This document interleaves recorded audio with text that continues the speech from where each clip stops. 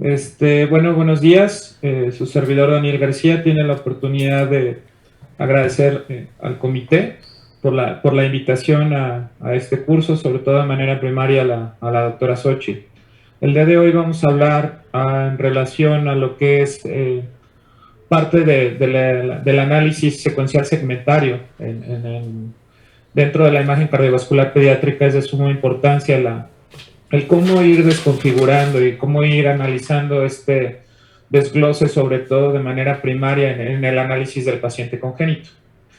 ¿Cuáles son los propósitos de esta charla? Hablar un poquito de lo que es dosis de radiación, indicación, dosis calculada y riesgo estimado en cada uno de los pacientes. Bueno, no en cada uno de los pacientes, pero riesgo estimado del estudio, preparación del paciente, posición, fijación, sedación, la administración del contraste, uso o no de acceso venoso, y lo que realmente nos va a corresponder un poquito más que la lectura del reporte, hablando del análisis secuencial segmentario.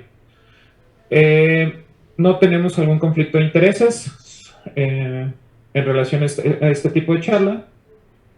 Y bueno, siempre que nosotros hablamos del paciente con enfermedad congénita, tenemos que hacer una subclasificación en lo que correspondería a las enfermedades congénitas complejas y no complejas. Las enfermedades congénitas no complejas son las que cuentan con una mayor prevalencia, pero las enfermedades obviamente complejas actualmente desarrollan un mayor reto, sobre todo tanto actualmente en el tratamiento junto en el análisis posterior y en el tratamiento subsecuente, porque se ha identificado que aquellos pacientes que empezaron a operar con nuevas técnicas hace 10, 15, 20 años, ya ahorita están siendo adultos. Entonces, la nueva interrogante es: ¿qué vamos a hacer con estos pacientes? ¿Cómo los vamos a analizar? Entonces, vale la pena considerar esta subclasificación y siempre tener en consideración que las patologías, sobre todo de manera primaria, cianógenas o complejas, denominadas transposición, tetralogías, troncos arteriosos, arcos aórticos interrumpidos, Epstein, atresia, siempre van a configurar aquellas patologías que van a ser un reto, no solamente en el tratamiento, sino también en la parte en la que nosotros como radiólogos nos vemos obligados a poder hacer un análisis adecuado. Siempre me gusta mostrar este estudio. Este es un estudio muy interesante, lleva más de 30 años de análisis, es decir, hicieron una corte sobre 30 años y empezaron a determinar cuáles eran las causas en estos pacientes, en los pacientes tanto operados y no operados. Entonces, es bien importante identificar que las causas de mortalidad de estos pacientes operados y no operados van en relación sobre todo al tipo de patología congénita que cada uno de ellos tiene. Es decir, si tiene una cardiopatía congénita compleja, muy posiblemente la primera causa va a ser mortalidad va a ser una causa cardiológica per se. Estos pacientes desarrollan de manera primaria una falla cardíaca, obviamente tienen muchísima flegborosis, hacen bloqueos completos, y en aquellos pacientes en los cuales no tienen una cardiopatía compleja, pues obviamente van a tener un mejor pronóstico, y ahí se invierte un poco la relación y estos pacientes llegan a tener muertes, pudiera denominarse, pues, de los que tenemos la población común, ¿no? O sea, falla orgánica, cáncer, infección, etc. ¿Cuál es el abordaje siempre en este tipo de pacientes? El abordaje inicial siempre tiene que ir considerado con el eco de manera primaria, y el eco va a ser el parteaguas para que puedan escoger algún tipo de imagen. De manera primaria, obviamente, resonancia y tomografía. Cuando hablamos del cateterismo, ya si bien no necesariamente tiene que hacerse diagnóstico, ofrece muchísima información, sobre todo en los gradientes de impermeabilidad, pero la tendencia o la indicación a futuro es que pueda ser solamente terapéutico. Cuando nosotros vemos la cantidad de patologías en el cuales nosotros tenemos que hacer un análisis en los pacientes con cardiopatía congénita, vemos que es algo muy amplio. Es muy difícil estructurar de manera única y analizar cada una de estas patologías. Posiblemente con el tiempo, conforme uno vaya haciendo y analizando cada vez más estudios, por ende vas a desarrollar una mejor curva y vas a tener un puntos pivote a analizar en cada una de las patologías. Pero en sí, lo importante es tener una receta de cocina. Hablando de nuestra receta de cocina, lo más importante es qué vamos a hacer cuando nuestro paciente ya lo tengamos, obviamente, para realizar el estudio. lo más importante, obviamente, cuando nosotros vamos a hacer esto, es el tipo de estudio, ¿no? Entonces, cuando hablamos del tipo de estudio y si hablamos de imagen seccional y hablamos de per se tomografía, pues tenemos que hablar de radiación. Obviamente los recién nacidos son los más sensibles, hay que calcular una dosis estimada y hay que considerar lo que correspondería a la dosis acumulativa. Entonces es bien importante considerar que esta dosis acumulativa se va a ver reflejada a partir de los 15 años posteriores a la exposición y forma parte de nuestra obligación hacer estudios que sean lo suficientemente funcionales, es decir, que sean diagnósticos con una cantidad mínima de radiación de acuerdo a lo que nos va a permitir nuestro equipo. Entonces tenemos diferentes técnicas en las cuales nosotros podemos ir modificando, mejorando, moviendo nuestro equipo, pues obviamente para obtener algunos resultados muy favorecedores. Una de ellas es el alto pitch. Cuando salieron, empiezan a ver nuevos equipos, es decir, nueva tecnología de equipos multicorte, hablemos a partir de 128, posiblemente ya de 64, nosotros vamos a estar haciendo un movimiento del eje Z muchísimo más rápido, donde podemos empezar 1.7, 2.4, 3.5 y actualmente 4.1, donde pudiéramos tener tiempos de rotación mínimos porque los campos de cobertura son más amplios mientras mayor cantidad de detectores pudiéramos tener. Pues obviamente va de la mano el tener equipos funcionales y el tener equipos multicorte, o sea, es tener equipos con una mayor tecnología porque nos va a permitir hacer mejores cosas en mejores condiciones para nuestro paciente. Obviamente es el pitch. La otra es la disminución de la radiación, hablando del KB, y empezarlo a alternar con lo que vendría siendo el flujo corriente. El flujo corriente, los miliamperios, como comúnmente se conocen, es qué tanto yo le estoy dando de intensidad a mi tubo para que pueda emitir radiación no tan penetrante, pero sí que mejore la resolución temporal y espacial. Entonces, pudiéramos empezar a manejar 80 sobre 100, 80 sobre 80, ir calculando millisgrays para poder determinar cuántos milisieverts le estoy dando a mi paciente y siempre con una optimización o hacer estudios debajo del milisievert. Y utilizar otras técnicas de reducción de dosis. Entonces, cuando nosotros hablamos de manera retrospectiva de lo que les había dicho, las nuevas generaciones de CT scan, es de hablar de 128, 56, 384 y 512, nosotros de manera per se tenemos que hablar tiempos de rotación y ampliación de cobertura. Entonces podemos obtener resultados magníficos con estudios en alrededor de 2 segundos y una cantidad mínima de dosis de contraste, asimismo de dosis de radiación. Ya está estandarizado cuáles son los factores promedios o sugeridos para cuando nosotros vamos a hacer estudios cardiovasculares. La dosis promedio, la dosis recomendada, estamos hablando de menos de 1 milisievert por adquisición. Y nosotros en este paper podemos encontrar cuáles fueron, multianálisis, podemos identificar cuáles son, de acuerdo a las características de diferentes equipos, cuál es la dosis radiación estándar en la cual se considera que está dentro del rango. La totalidad de los estudios indican que debe ser menor a 1 milisievert, entonces es algo bien importante para que nosotros como radiólogos cardiovasculares o no cardiovasculares seamos sumamente obsesivos y estemos identificando que esta cantidad de miligrays multiplicada por las constantes de evaluación sean menores a 1 milisievert. Entonces, cuando nosotros hablamos de cuáles son las dosis promedio en las cuales nosotros, de acuerdo a la edad, podemos considerar, tenemos que considerar que un recién nacido tenemos que darle un poco de menor de dosis, pero es bien importante empezar a jugar con estos parámetros. Entonces ya tenemos identificados en algunos papers, en algunas recomendaciones, cuáles son los parámetros recomendados de acuerdo al peso y o la frecuencia cardíaca. Entonces, es bien importante que nosotros identificamos que si tenemos un paciente un poquito más gordito, pues sí podamos meterle un poquito más de punch, pero también saber cómo voy a hacer mi estudio, si es gatillado o no gatillado. En definitiva, siempre que nosotros utilicemos reducción de dosis, podemos empezar con el parámetro 80-80 y siempre tengan la seguridad que vamos a obtener radiaciones menores a 1 milisievert.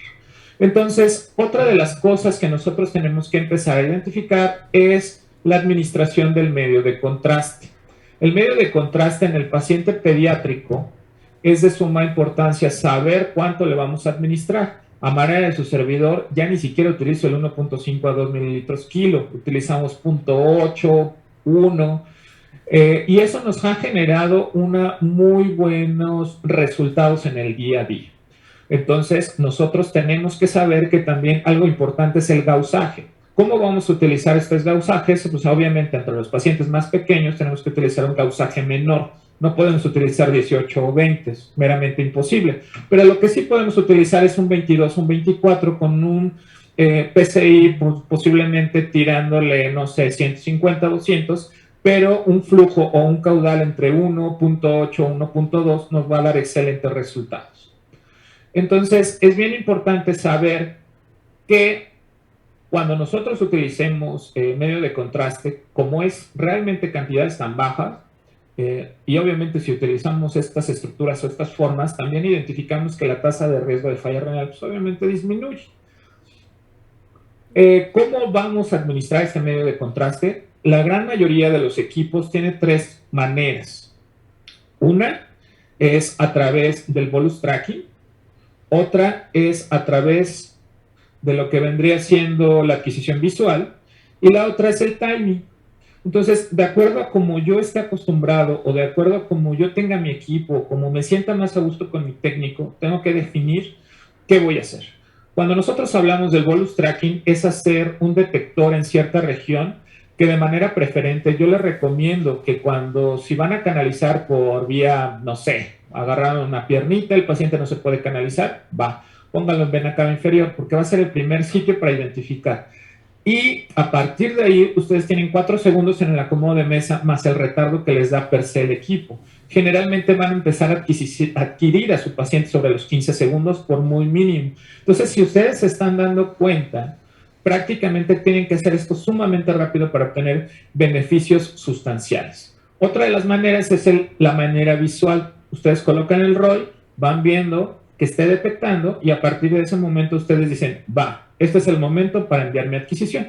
Y el tercero es el timing, una fórmula anteriormente descrita que muchos radiólogos grandes ya añejos nos han enseñado, es decir, calcular la cantidad de mililitros. ¿Sabes qué? Le vas a pasar 7 mililitros a 0.8, este paciente a los 8 segundos se va a ir terminando su contraste. Ah, bueno, 2 segundos antes empieza la adquisición. Formas que tenemos que ir aprendiendo. Algo de suma importancia, recomendación de su servidor, es el tipo de scan que ustedes tengan. Obviamente, si tienen un scan multicorte, hablando de 128 para arriba, pues obviamente los tiempos de adquisición muchísimo son menores, tanto por el tiempo de disminución, el tiempo de rotación, como en la amplitud en el campo de cobertura. Entonces, esto nos va a dar la oportunidad de jugar un poquito más con el contraste, es decir, menos dosis, pero saber exactamente el momento preciso para hacer una adecuada adquisición. Entonces, ¿cuáles son los beneficios versus Cardiac CT, Cardiac MRE, Cardiac Resonancia? Entonces, tenemos que considerar que, obviamente, la tomografía pues, tiene muchísima mejor resolución temporal y espacial, pero desgraciadamente tenemos que utilizar radiación. ¿Cuál es lo complicado dentro de la resonancia? Hacer reconstrucciones multiplanares, tendríamos que hacer protocolos angios, que dependemos en muchas de las ocasiones de que hagamos un excelente protocolo. Y desgraciadamente a veces la evaluación de las funciones ventriculares son un poquito más complicadas hablando de lo que vendría siendo la tomografía, pero en lo que son calcificaciones, permeabilidad de ductos y lo que correspondería a reconstrucciones volumétricas es un excelente método. Obviamente, si nosotros queremos manejar flujos, tenemos que irnos directamente a la resonancia. Cuando nosotros ya comparamos, incluyendo obviamente el cateterismo, pues obviamente la tendencia es que el cateterismo vaya a ser la terapia final. Entonces nosotros podemos obtener excelentes resultados con dosis mínimas de radiación y dosis mínimas de medio de contraste. Y siempre tenemos que hacernos la pregunta, ¿qué estoy buscando? Si es un paciente de nuevo diagnóstico, si es un paciente con un diagnóstico presuntivo por eco, si es un paciente ya operado, yo tengo que identificar qué es lo que voy a buscar. Entonces, cuando voy a empezar mi análisis, yo tengo que hablar siempre del análisis secuencial segmentario. El análisis secuencial segmentario es esa fórmula, es esa receta de cocina en la cual yo voy a desglosar el cómo voy a ir haciendo mi análisis de las diferentes estructuras dentro de mi paciente congénito. En grosso modo se denomina visceroarterial, donde nosotros hacemos un análisis desde la porción bronquial hasta la porción abdominal y tenemos que ir conjuntando, así como este trenecito, las diferentes partes. Entonces, cada parte de este trenecito se llama unión. Entonces, yo tengo que ver la unión entre los atrios contra los ventrículos, de los ventrículos con la salida de los grandes vasos, y a su vez poder hacer e identificar la configuración abdominal. Entonces, regresándome un poquito, siempre empezamos con el situs visceroatrial, donde vamos a hacer un análisis bronquial y de los atrios, la orientación ventricular dentro de las estructuras de la caja torácica per se, y la posición y la relación que constituye con los grandes vasos. Hablando de esto, es bien importante conocer este diagrama de flujo en la disposición atrial. Cuando nosotros hablamos de una disposición atrial, tenemos que hablar de las características de las orejuelas con las morfologías correspondientes y la disposición. Otra es las conexiones. La conexión es cómo está conectado el atrio con el ventrículo, cómo está conectado el ventrículo con la salida de los grandes vasos y la configuración de las valvas. A través de esto se diseñó el análisis secuencial segmentario, donde Van Praag inicia esta forma evolutiva, pero en nuestro país el doctor Muñoz fue un excelente morfólogo cardiológico que gran parte de nuestra formación se la debemos a ellos. Entonces, cuando nosotros hablamos de lo que comprendería lo que es la relación de la caja, de la gran masa cardíaca en relación a la caja torácica, nosotros tenemos que identificar dos cosas: masa cardíaca y apex. Entonces yo puedo tener mesocardia, levocardia y dextrocardia. Es decir, masa cardíaca está en el centro, está a la izquierda o está a la derecha. Hablando en el caso de la punta, es decir, el apex, tengo que identificarlo hacia dónde está dirigido, hacia dónde está rotado, porque puedo tener levoapex, dextroapex o mesoapex. Entonces, esa combinación de la primera primaria, pues yo tengo que identificar qué es lo que está pasando en relación con mi masa cardíaca. Obviamente, siempre hay algo que yo les doy de sugerencia. Cuando un paciente tenga una hipoplasia pulmonar, que le quitaron un segmento, que nació con una atresia a ese nivel, siempre el pulmón contralateral va a generar un mecanismo de compensación y va a hacer una retracción mediastinal de tal manera que la masa cardíaca se va a mover. Pero eso no significa que tenga una alteración congénita, ¿sale? Otra de las cosas es cuando ya vamos a empezar a determinar el situs visceroatrial. Entonces, dentro de la cavidad abdominal tenemos que identificar de manera primaria vena cava, hígado y vaso. Obviamente, hígado, hablo de mi lóbulo derecho, que esté localizado a la derecha, y obviamente de mi vaso, que esté localizado a la izquierda. Determinar la estructura de la anatomía de los bronquios, es decir, cuál es más largo, cuál es más corto, cuál bifurca antes, cuál bifurca después, y sobre todo la localización en relación a la arteria pulmonar principal. Otra es las características de los atrios, que van a venir superditadas por las características de las orejuelas. Entonces, cuando nosotros empezamos, tenemos que considerar que obviamente el hígado va a ir a la derecha, el vaso va a ir a la izquierda. ¿Cómo analizar mi hígado? Pues obviamente el lóbulo derecho. Y hablando del vaso como tal, pues obviamente la configuración per se. Cuando nosotros tenemos que iniciar ya propiamente mi análisis secuencial segmentario de la parte visceratrial, tengo que empezar por mis orejuelas. Las orejuelas son pequeños apéndices, extensiones rudimentarios que se están en las porciones superiores de los atrios y que nos van a decir cómo es la configuración cardíaca. Es decir, yo para hacer mi análisis, lo primero, bueno, ya vi mi estudio, ya me quedó bien mi estudio, ya lo hice, ya lo tengo en mi sistema PACS o en mi estación de trabajo. Identifico, obviamente, que mi hígado está a la derecha, que mi vaso está a la izquierda, que mi corazón esté en el centro o esté hacia la izquierda, hacia donde está orientada la punta. Entonces me voy a ir a mi corazoncito.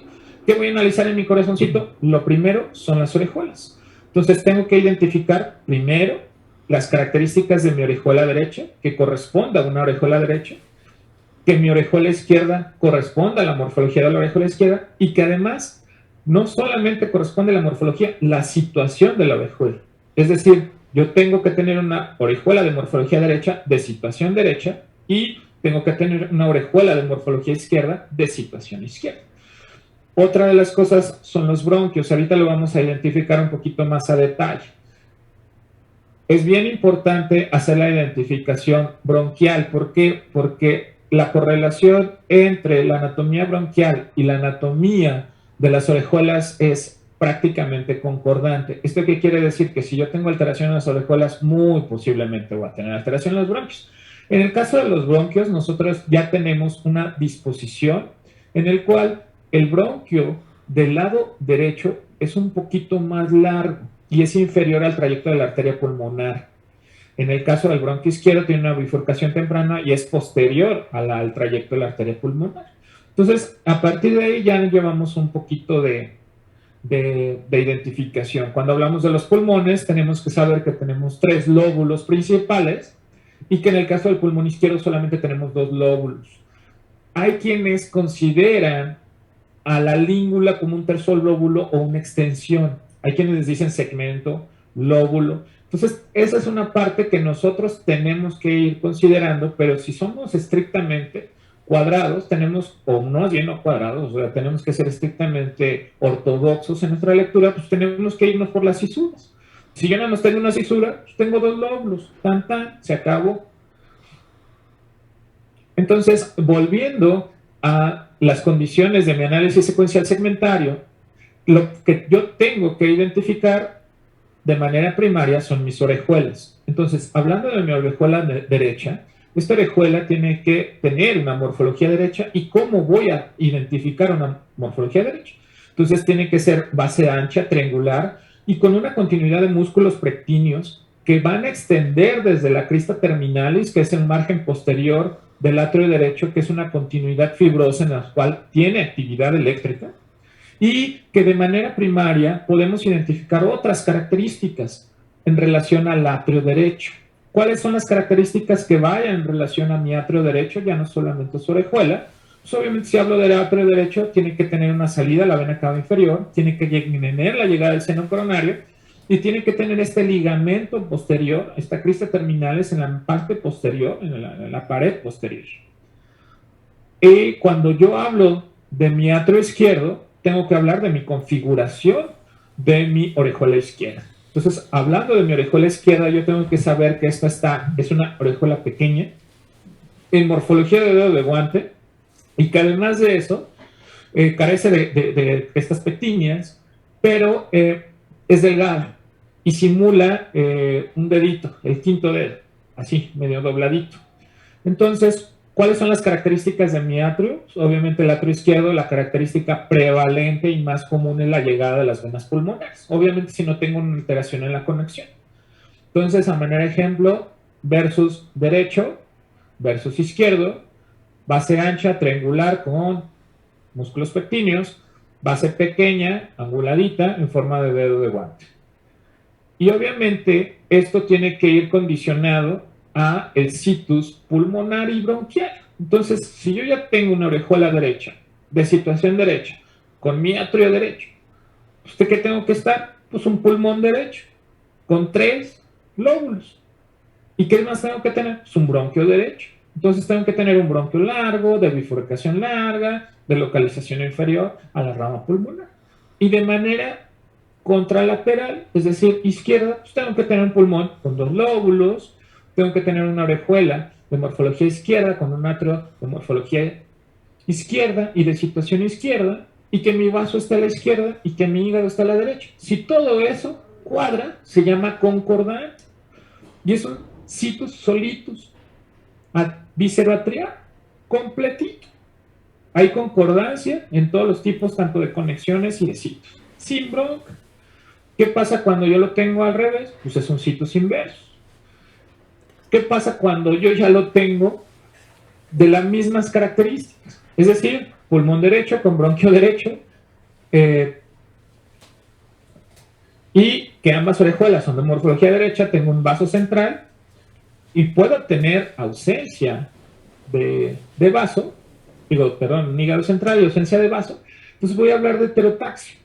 Cuando yo tengo una heterotaxia izquierda, un isomerismo izquierdo, pues voy a tener características pulmonares del lado de ambos pulmones de la morfología izquierda, voy a tener bronquios de morfología izquierda, voy a tener atrios de morfología izquierda, voy a tener un hígado hacia la izquierda, pero lo más importante es que el vaso puede estar fragmentado. Es una característica. Cuando yo tengo heterotaxia derecha o isomerismo derecho, muy posiblemente tenga ausencia de vaso. Cuando yo tenga isomerismo izquierdo, puedo tener lo que correspondería a múltiples remanentes de vaso, polisplenias, ¿no? Entonces, ahora ya nos vamos a las características ventriculares. De los atrios se conectan a los ventrículos a través de lo que vendrían siendo las válvulas. Eso ahorita las vamos a analizar. Si yo estoy hablando del lado derecho, pues tengo una válvula tricúspide. Si estoy hablando del lado izquierdo, tengo una válvula mitral. Cada una tiene sus características. Pero hablando de las características per se de mis ventrículos, si yo hablo de mi ventrículo derecho, la característica principal es la presencia de la banda moderadora. ¿Qué es la banda moderadora? La banda moderadora es una extensión de fibra de colágeno que parte de lo que vendría siendo el septum en su tercio medio apical, el septum interventricular, y que extiende hacia la pared libre del ventrículo derecho, tiene conducción de actividad eléctrica, la disposición de los músculos papilares, que también los podemos encontrar en el septum interventricular, y la localización del infundíbulo. Ahí no tenemos tracto de salida, tenemos un infundíbulo que nos va a dar la salida hacia la válvula pulmonar, hacia el tronco de la pulmonar, y la disposición de la válvula tricuspide, que tiene una localización más apical versus una localización un poco menos apical en relación a la válvula mitral. Así es como está estructurado. Esta es una secuencia de resonancia donde podemos ver cómo está estructurado el ventrículo derecho, la disposición un poco más apical de la válvula. Tenemos músculos un poquito más trabécula, tenemos la banda moderadora, y aquí es donde se va a extender hacia el cefálico lo que vendría siendo la porción infundibular. Otra de las cosas importantes es cuando yo hablo de mi ventrículo izquierdo. En el ventrículo izquierdo tengo una pared septal muy suave. Los músculos papilares generalmente van a ir direccionados hacia la pared libre. Tengo una válvula atrioventricular bicúspide, es decir, una válvula mitral, que está un poquito más basal, y aquí tengo tracto de salida, que es una continuidad mitroaórtica. O sea, ahí como que hay más disposición de fibras, sobre todo para dar un mayor soporte al anillo valvular aórtico. Entonces, regreso a mi resonancia y puedo identificar cómo es las características de mi ventrículo izquierdo. La disposición de las válvulas, la disposición de la válvula pulmonar, esta se sugiere que sea anterior izquierda, y la válvula aórtica es posterior y derecha. Esto es una configuración habitual que va a ir en relación muchas de las ocasiones a la disposición del arco aórtico y también de la salida de los grandes vasos.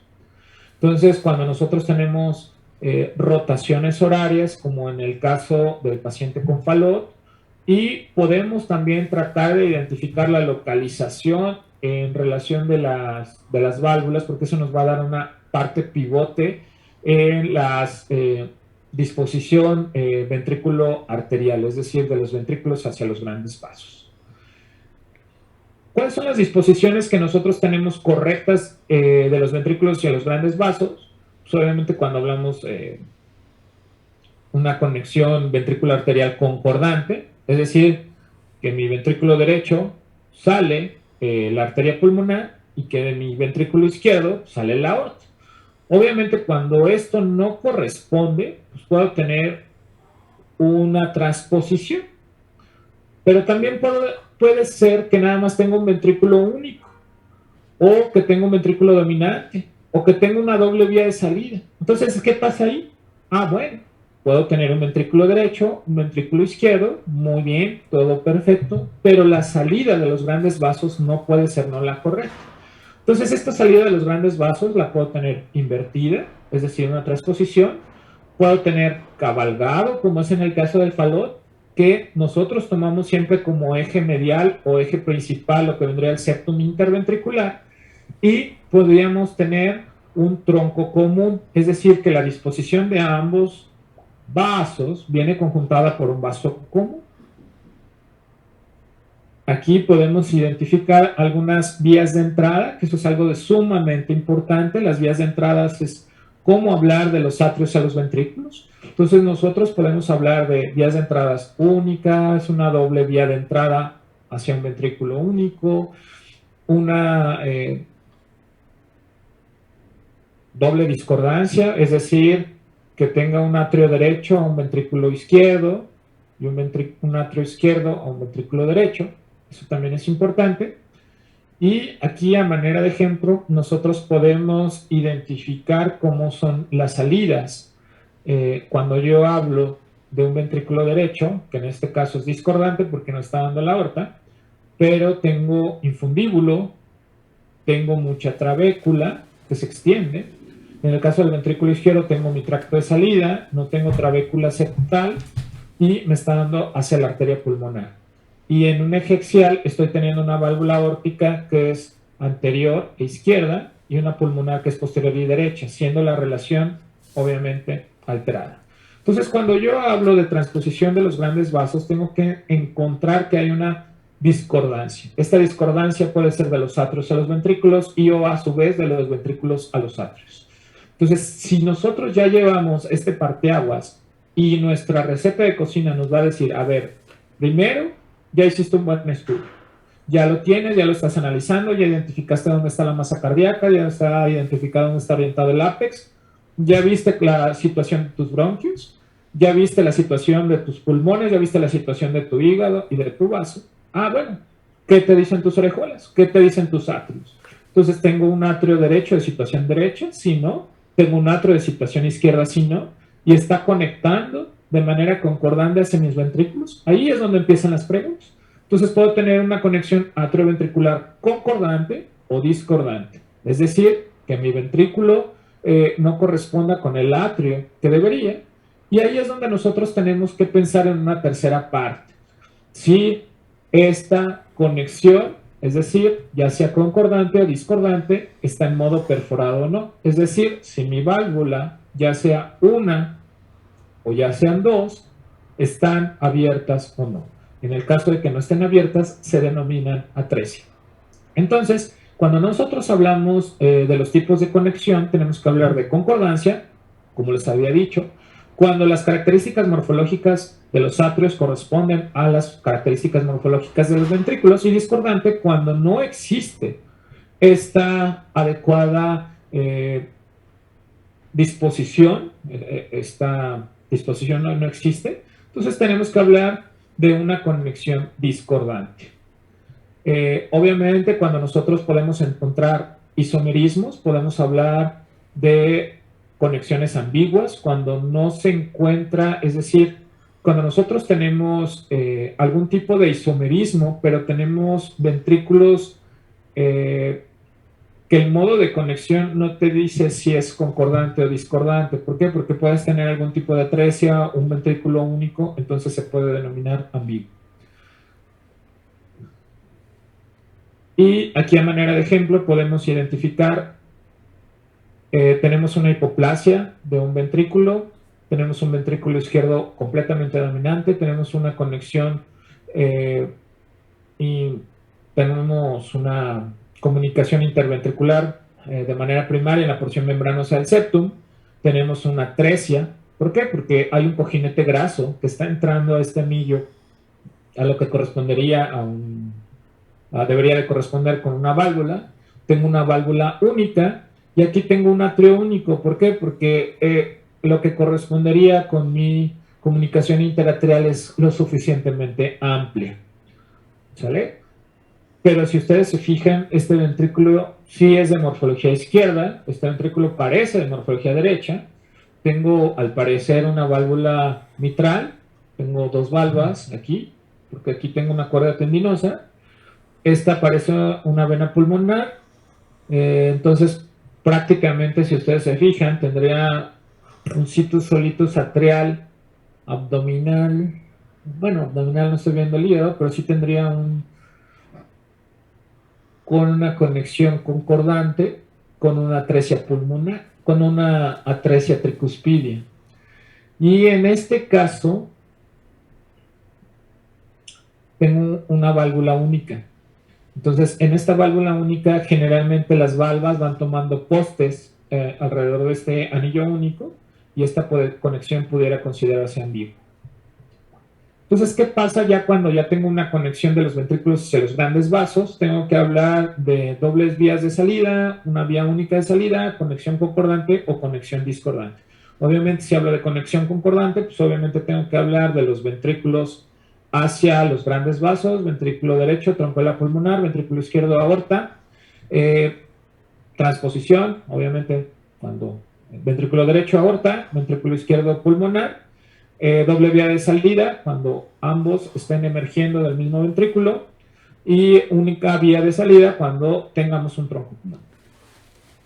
Aquí, a manera de ejemplo, tenemos un paciente con un corazón univentricular.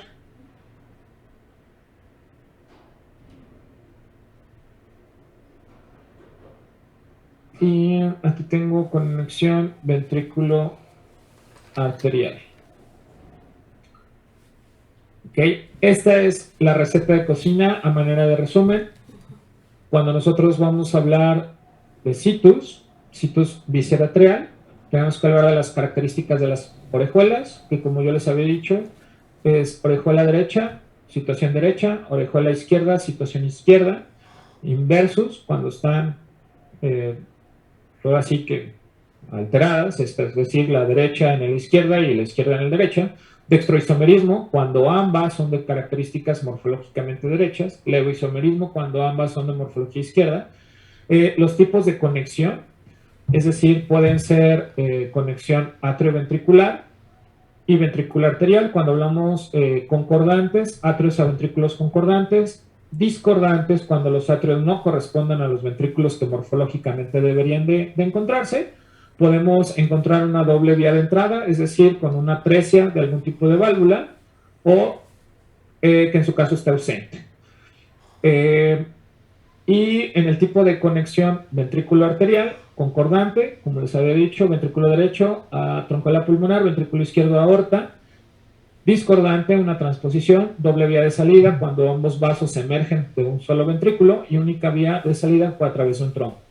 Modos de conexión, perforado, cuando ambas valvas abren, imperforado, cuando no tengamos alguna apertura o esté atrésica, cabalgado, obviamente, cuando alguna de las válvulas esté superpuesta al septum interventricular, y podemos tener una modo de conexión común, ya sea pentavalva o cuatrivalva.